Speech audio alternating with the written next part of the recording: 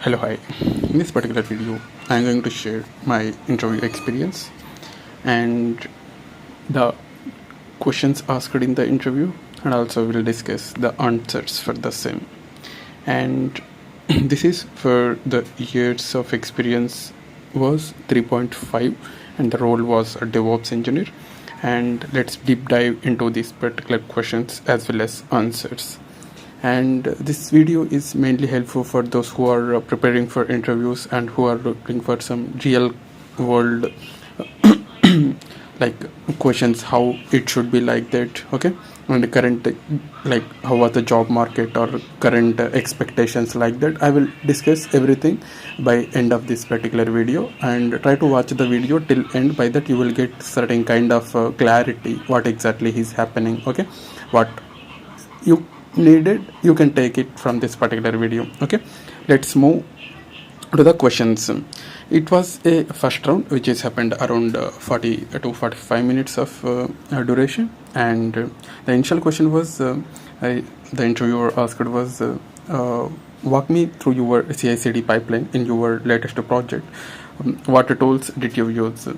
Basically, in my current project, we use GitLab CI. The particular pipeline triggers on code commit, then it will run CI SonarQube for SAST and dependency check for open source vulnerabilities, and it will build a Docker images, and it will scans the image by using a Trivi as a tool, and that pushes the artifacts to the artifact repository nexus.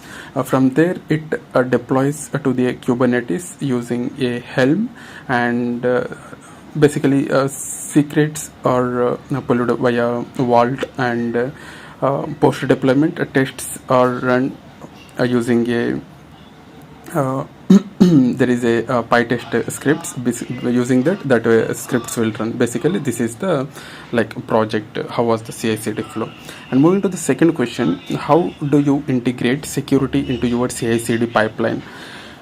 Security layer is across the entire pipeline, as I worked in DevSecOps also, so I have both hands-on experience, and the tools included in that was Git leaks, where it will runs at pre-commit stage, or else within the pipeline also we can integrate that, and the SonarQube, which is integrated to build stage, in the build stage for testing, checking the code quality, plus static application security testing, we can say, and YOE tools like dependency check and Snake for dependency level issues. We can integrate that into a pipeline, and we can integrate Trivi. It is also a Docker image for OS level CVE scores it will give, and we can also run Zap WAP's Z attack proxy during a QA deployment, where it will run a dashed scan dynamic dynamic application security testing will be performed through that. And the next question was let me move the screen.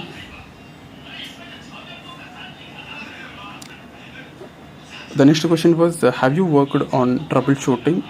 Can you give a troubleshooting live node issues? Can you give a real example?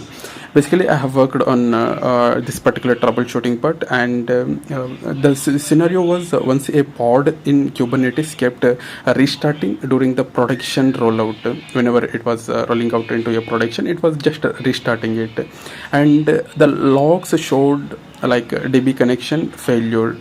Within the logs, it was saying a failure to the DB connection, and the secret was incorrectly base 64 encoded. So I rolled back the Helm chart and fixed the secret, and redeployed after validation. Now the secrets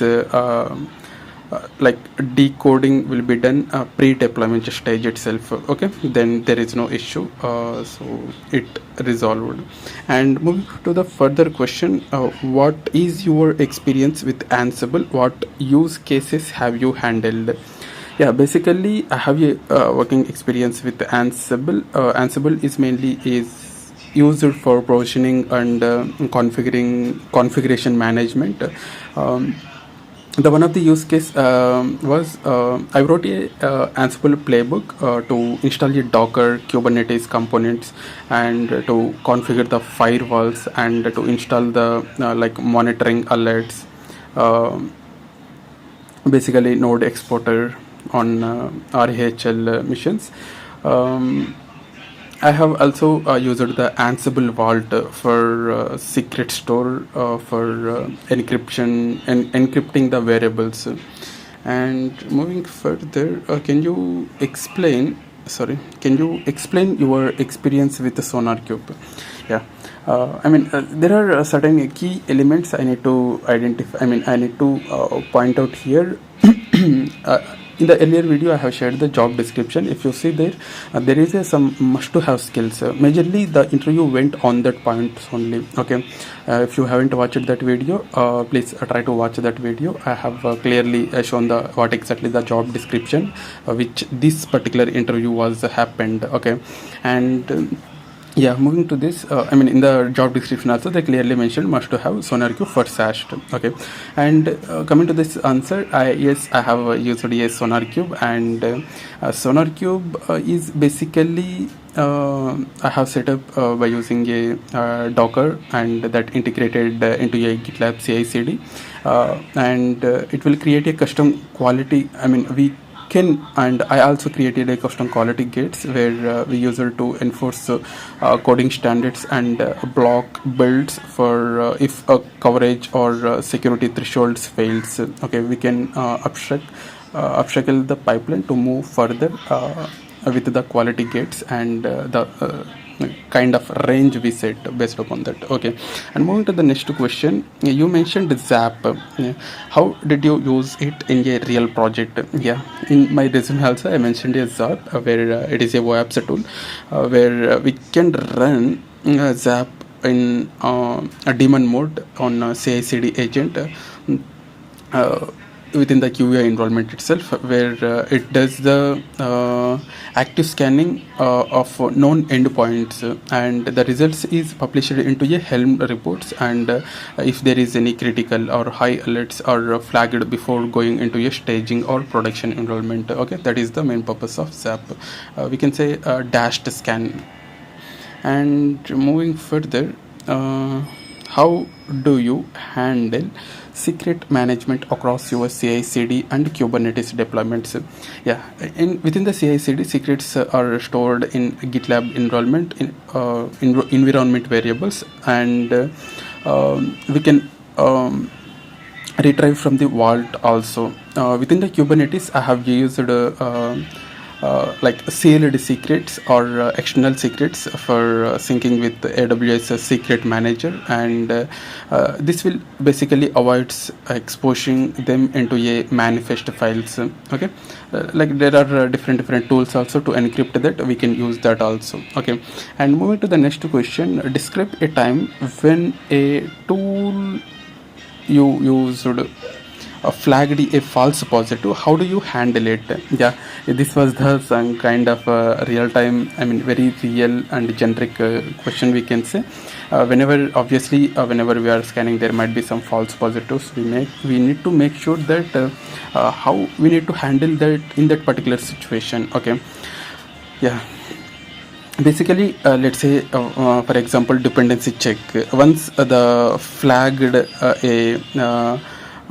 a transitive dependency as a high severity, but it was unused in our existing code base. Okay, I do basically in that particular case, we need to do a manual review, and we need to validate the CVEs, how was the impact based upon the CVE score, and there is a scale like a high, low, critical, like that. Okay, and we need to suppress. We need to add a suppress rule with a justification.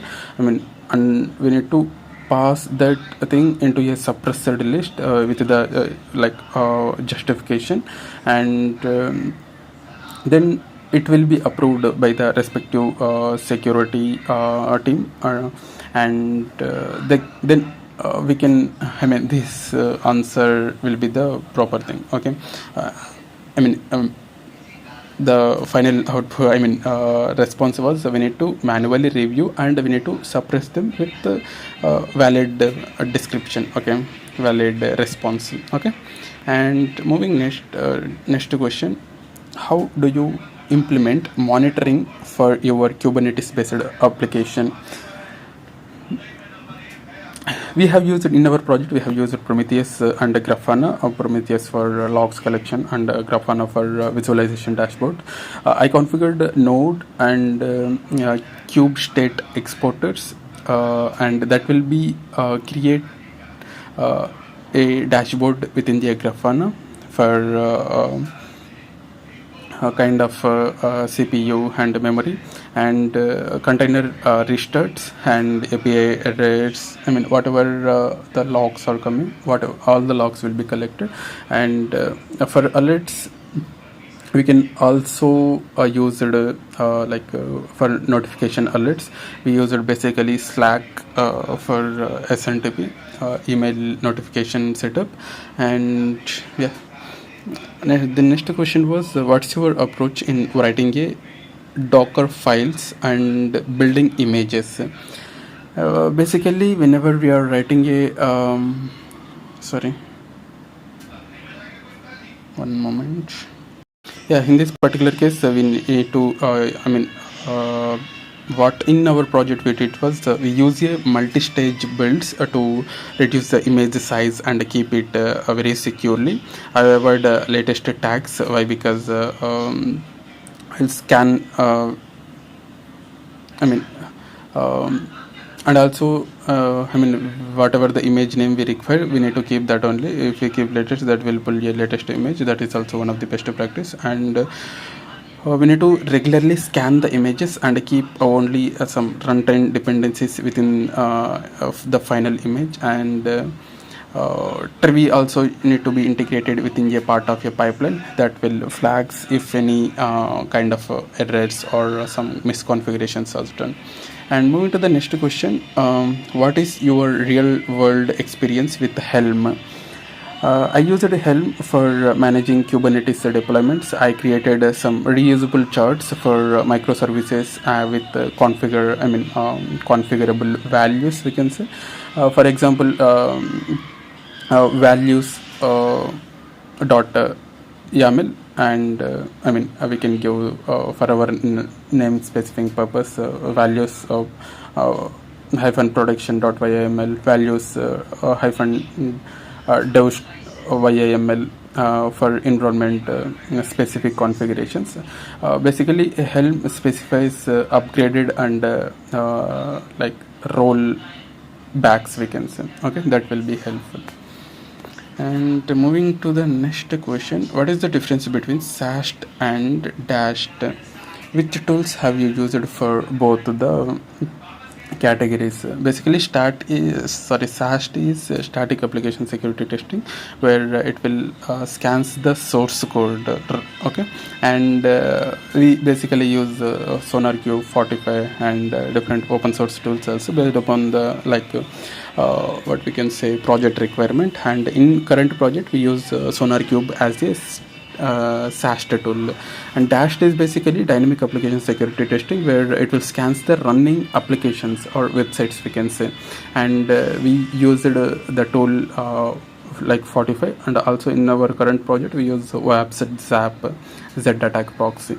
And basically SAST finds logic issues early in the software development life cycle. DAST finds some real-time or else execution issues, like some injection or broken authentication in the runtime environment, okay. And moving to the next question, one moment.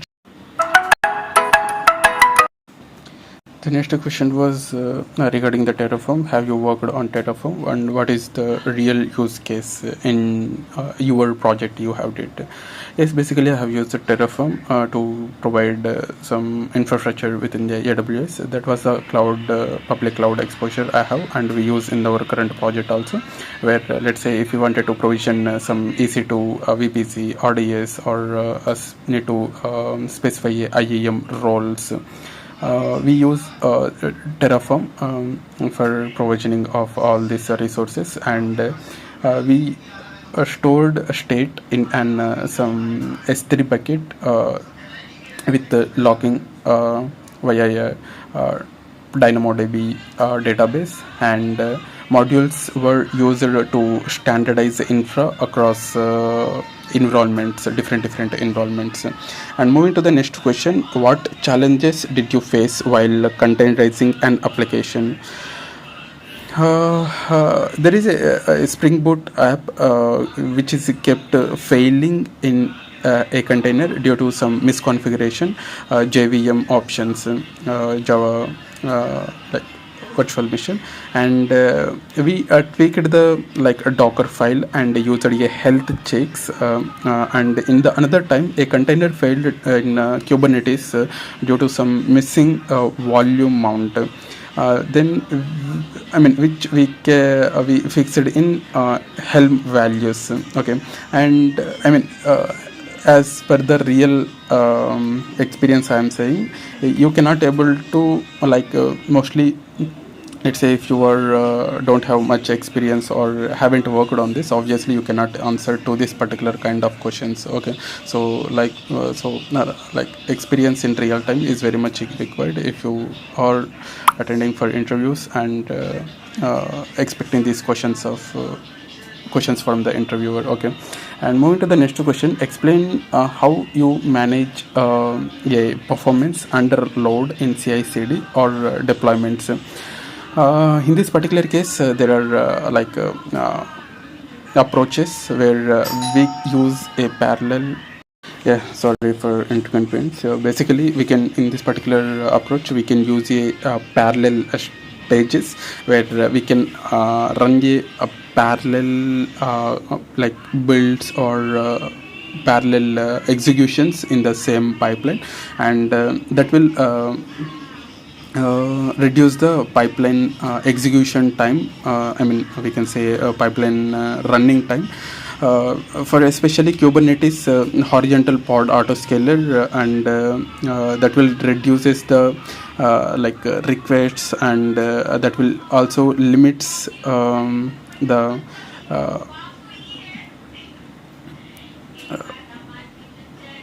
manage scaling. Okay, and we also enable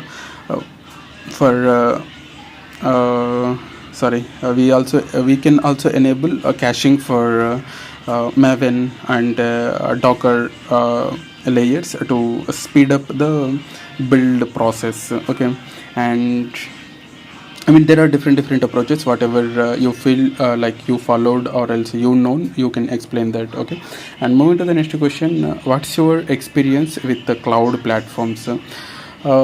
Basically, I use I personally, and in the project level also, I used AWS is one of the primary platform. Major the services I worked was EC2, S3, KSRD, SAMS, KMS, IAM, KMS.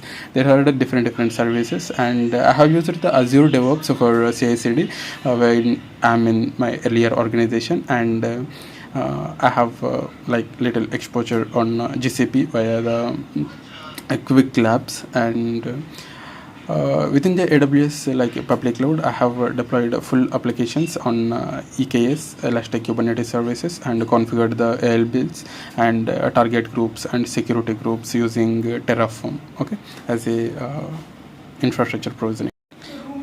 Moving to the next question, how do you approach writing a maintainable YAML files within the Kubernetes or within the CI/CD pipeline? We can use anchors and alliances within the Helm to avoid duplication. That is the one key note. Key important thing we need to note here, and we can use basically we can say lint files by using a YAML lint, and we can keep the variable files like variable.yml, and we can separate from templates one another. In GitLab CI, I basically I used to split a complex pipelines into a reusable inclusions, okay, where that will make our job easily and understanding makes it clear, okay. And moving to the next question, have you worked with the Artifactory or Docker Hub? How do you handle image versioning? Yeah, basically we can we can we can implement or manage this image versioning by using Git SHA or release versions from GitLab. Old images are cleaned via some relation policies we need to be set up, and we can also store the artifacts within the Docker or some Maven artifacts. Whatever the artifacts we are getting from Docker or else Maven or different resources, we can store that within the Artifactory repository manager. Basically we use Nexus for that, and yeah, that is the one approach, okay. And moving to the last and final question, how do you ensure only secure images are deployed within a Kubernetes? If you see, the questions are also covering the security as well as DevOps core concepts, okay. And the answer for this particular question was make sure, as I said in the initially, like there is some open source tools as well as paid tools for Docker container scan and Docker images scan. Basically there is a one tool Trivi where we can integrate that tool into a our existing CI/CD pipeline, and we can set up a rule or we can write a condition in such a way like the pipeline fails if there is a some high or critical CVEs were found with this particular Trivi tool. And we can also use admission controls like gatekeeper or OPA to block the images not from not from approved registries, okay. Like this is in our hands where we can maintain we can set up the policies or kind of rules that will we can make sure that ensure there is a certain meeting the expectation or criteria, okay. Likewise we can set up, and this is the kind of questions I have faced, and this is a first round of interview which is one of the top company, MNC company only, okay. And the thing was I hope the interview went well, and most of the questions I have answered, and very like one or two little questions I haven't answered, and some answers I answered in my relevance with the project, okay. And in depth like there is some nested questions also, nested in the sense like a question within the question, like that. And that concepts I have missed, and I haven't listed down that also, and there are a lot of nested questions also, okay. And in the real time also, not in the real time, like in your case also, you may expect similar kind of experience. So prepare, have a hands-on, and whenever you are in your project, try the different things, okay. Don't stick for one thing. Let's say this was the my organization I have, and this is my project dependency, this is the work I'm looping in daily, like that, okay. Upgrading in IT field is very much important, so look for it. And if any further update I have received from this particular thing, I will definitely share in the upcoming videos, and stay tuned for more videos. Thank you so much for watching the video.